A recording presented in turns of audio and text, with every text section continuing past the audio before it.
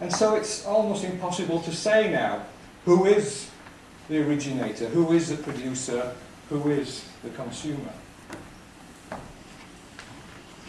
What also is changing, and this is because of us, is the relationship of supply and demand. Because we are never satisfied, are we? We always want the latest. We've got the 2.01 version of the iPod, and it's fantastic, isn't it? It does everything that we would want. It does more than we could have dreamed of. But when that 2.0 version comes, we've got to have it, haven't we? We don't need it, but we've got to have it.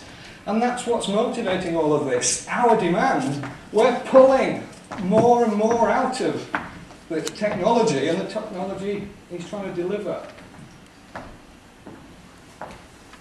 Another factor is about this myth put around a few years ago when we heard that things like email and internet were going to be possible.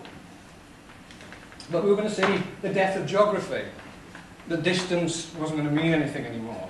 That people no longer needed to be together to communicate. You could actually live up in the Derbyshire Dales, write your poetry, do a business plan, do what the hell you liked. It could all be done through email and the internet.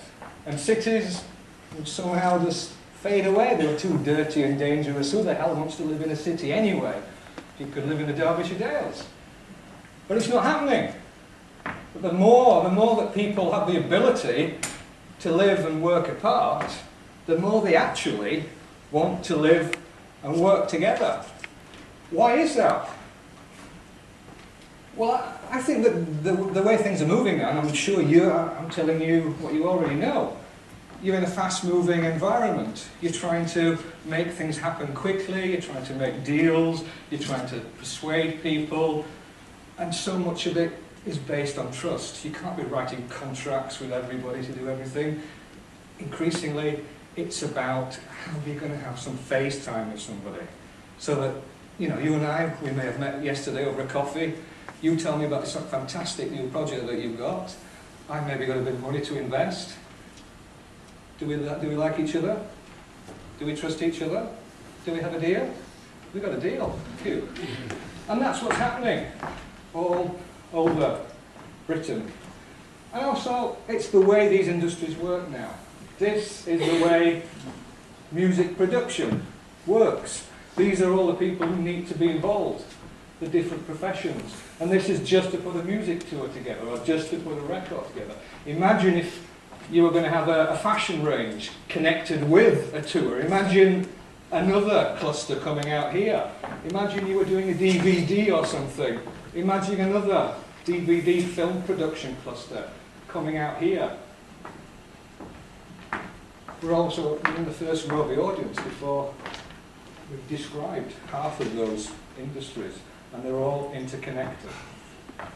And so, a question to hang in the air: is Derby becoming one of those clusters of creative enterprise? Is it a place where people are giving each other face time, are working together, trusting each other, working off the buzz that they give each other?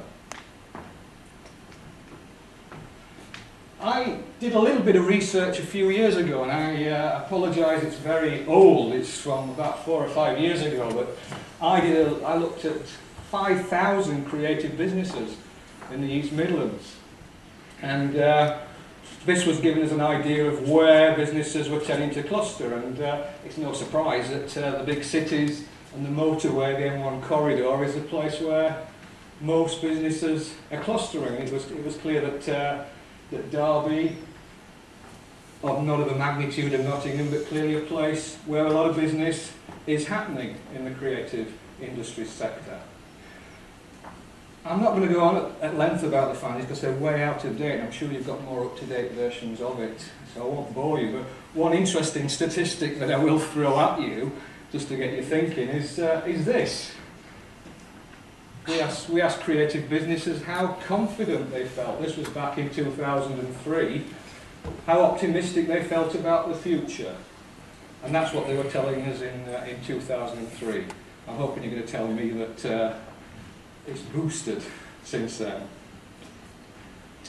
I'm going to give you a case study now. Keith Jeffrey asked me to try and concentrate on one place. I could have hopped around all kinds of places that I've worked in, but I want to dig deep into one place, and a place of a similar size, similar history, similar opportunities and problems to Derby, and it's a town that Keith knows quite well and I know well too.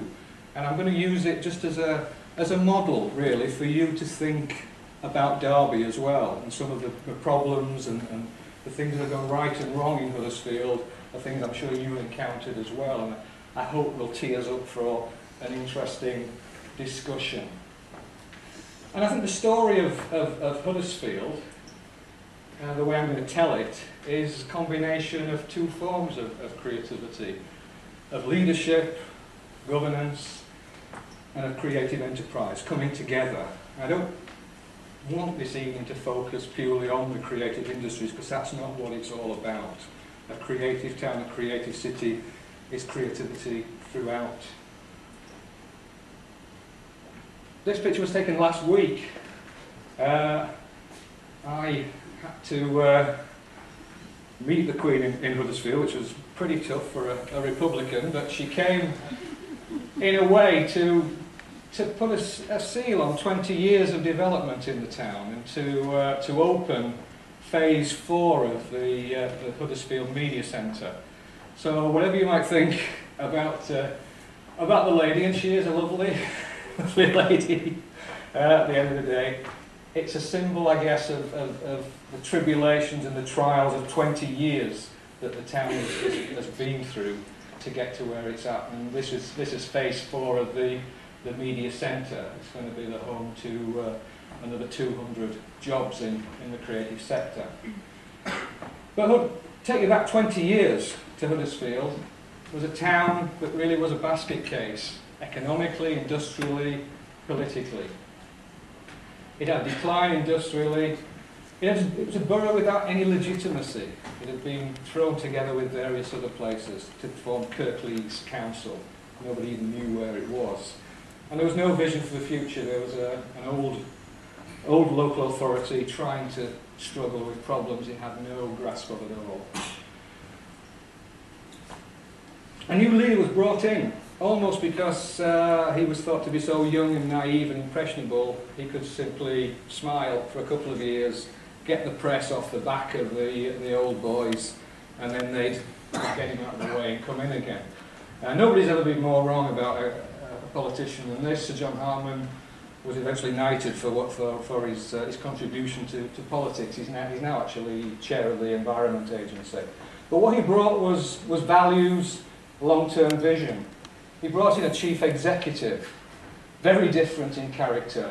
Robert Hughes, a former second division pop singer.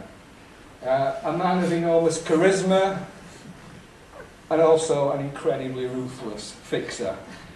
They made, for 2 or 3 years, the most formidable team in British local government. And what they brought together was responsibility to lead out of crisis, to take risks. To take the biggest risk of all for any politician is to say, I can't do this on my own. I'm weak, alone. I can only do it with others. We all talk about partnership now. It's a word that means very little to us. At that time, partnership was radical, dangerous stuff.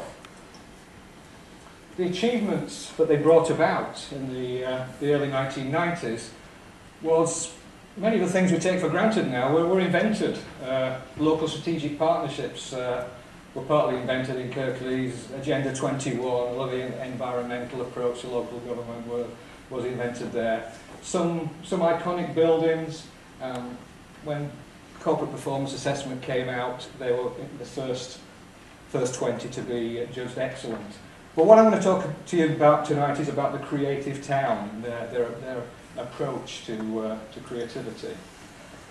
This was, I guess, symbolically the thing that put Huddersfield on the map. This was the first of the new generation of stadiums that came along. It's obviously been superseded by many others, and